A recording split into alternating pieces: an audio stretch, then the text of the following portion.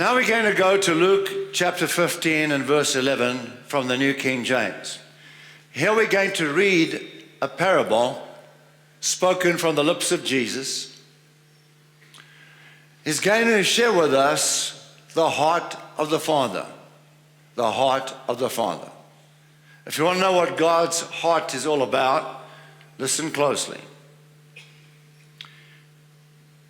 Then he said, a certain man had 2 sons.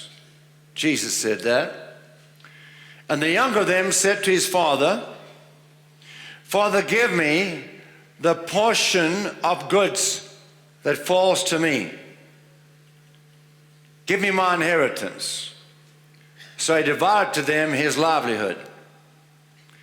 And not many days after, the younger son gathered all together, journeyed to a far country, and there wasted his possessions with prodigal living. But when he had spent all, there arose a severe famine in the land, and he began to be in want. Then he went and joined himself to a citizen of that country, and he sent him into his fields to feed swine, to feed the pigs. And he would gladly have filled his stomach with the pods that the swine ate. No one gave him anything. But when he came to himself, now quite clearly there we learn he was not in his right mind. So when he came to himself, when he came to his right mind, he thought, what on earth am I doing in this pigsty eating pig food? He said, how many of my father's hired servants have bread enough and to spare, and I perish with hunger? I'll arise and go to my father, and I'll say to him, Father, I have sinned against heaven and before you, and I'm no longer worthy to be called your son. Make me like one of your hired servants. And he rose and came to his father, and when he was still a great way off, say this, when he was still a great way off, his father saw him and had compassion. Now that word compassion is more than just love. That word compassion drives one to action. It compels one to intervene in the person's dilemma. When he saw him a great way off, his father saw him and he had compassion and ran and fell on his neck and kissed him. So we don't know how far the father ran. It might have been 1 or 2 or 3 kilometers. He was a great way off when he first saw him in the distance. And the son said to him, Father, I have sinned against heaven and in your sight, and no longer worthy to be called your son. And he was about to say, make me like one of your hired servants, when the father interrupted him.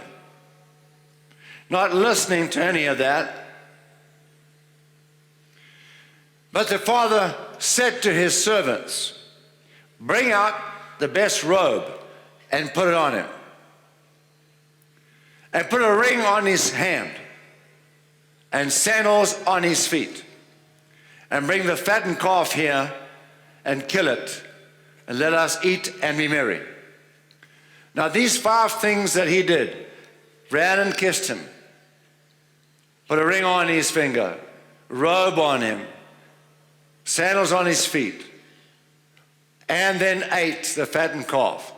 All those 5 steps are steps that one would take when entering a covenant with somebody, where you own everything they own, and they own everything you own. You share all assets, liabilities together. The 2 lives become one life. Evidently, this son lost that status, and now he's being reinstated into covenant. And this fattened calf was prepared for somebody special who might come, somebody very important who might come unexpectedly, and the father might want to enter covenant with them. But he killed that covenant calf for his son to eat the covenant meal. And bring the fattened calf here and kill it, and let us eat and be merry. For this my son was dead and is alive again. He was lost and is found. And they began to marry.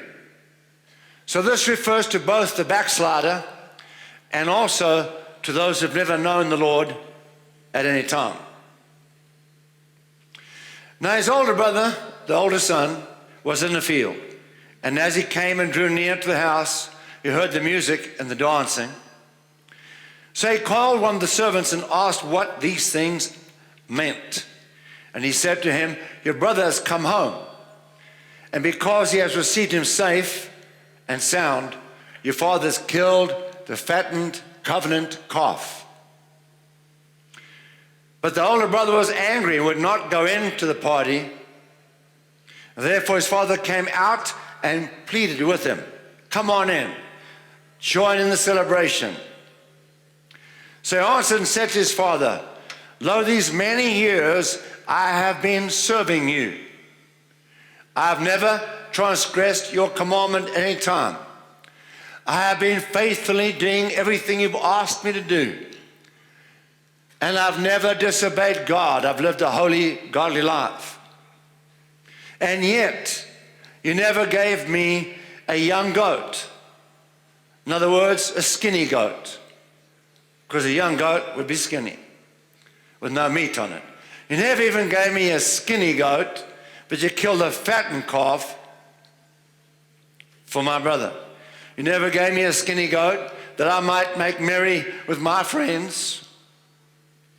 But as soon as this son of yours came, who has devoured your livelihood with harlots, with prostitutes, you killed the fattened calf for him. And he said to him, son, you are always with me, and all that I have is yours. Interesting. Everything I own belongs to you. You could have had a fattened calf anytime you wanted one. Everything I own is yours. We can prove that in this portion of Scripture. We just read it. Go back to the beginning. Please put up on the screen Luke 15, verse 12. We just read this. And the younger said to his father, Father, give me the portion of goods that falls to me.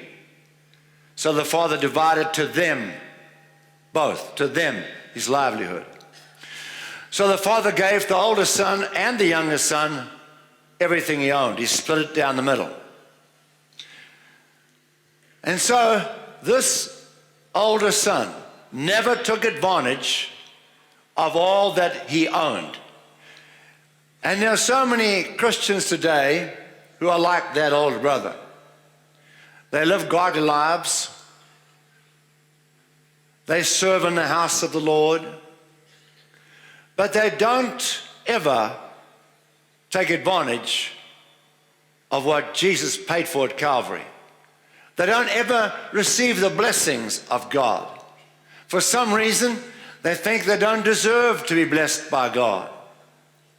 Or they feel they have to work to earn God's blessing.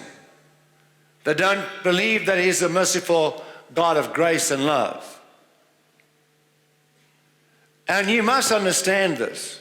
If we don't understand the grace of God, family, and that everything that He has is ours freely because of Calvary, we're never going to be blessed. We've got to come to that place in life where we realize, yes, we must serve Him, but we get our blessings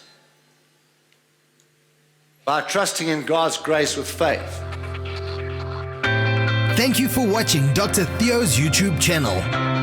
We will continue to offer encouraging and life-changing highlights from Dr. Theo's past, present, and future series and messages. Please take the time to like and share the videos.